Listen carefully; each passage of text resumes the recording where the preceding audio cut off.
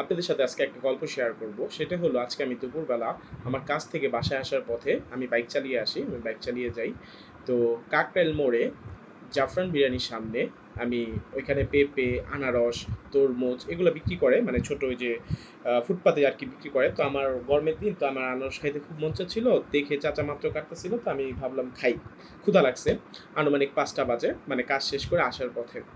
তো আমি দাঁড়ায় খাইতেছি তখন এক ভদ্রলোক এক রিক্শাওয়ালা দাঁড়ায় রইছে মানে অটোওয়ালা দাঁড়ায় রইছে যাত্রী নিবে ২-৩ জন আসছে কিন্তু উনি যায় নাই। উনি হয়তো নির্দিষ্ট একটা জায়গায় যাবে এর জন্য যায় নাই।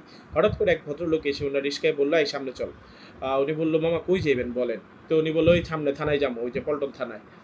বলল, "ভাই আমি ওইদিকে যাবো না, আমি গুলিস্তানের দিকে যাবো, আমার ওইদিকে কাজ আছে।" মানে রিক্শাওয়ালা উনার ভাষায় উনি মানে সুন্দরভাবে উনি উনাকে বুঝানোর চেষ্টা করতেছে। কিন্তু আমাদের যে পুলিশ মামা, পুলিশ ভদ্রলোকটা অত্যন্ত গরম হয়ে গেল। তার ইগোতে লাগলো তাকে রিক্শাওয়ালা না বলার কারণে।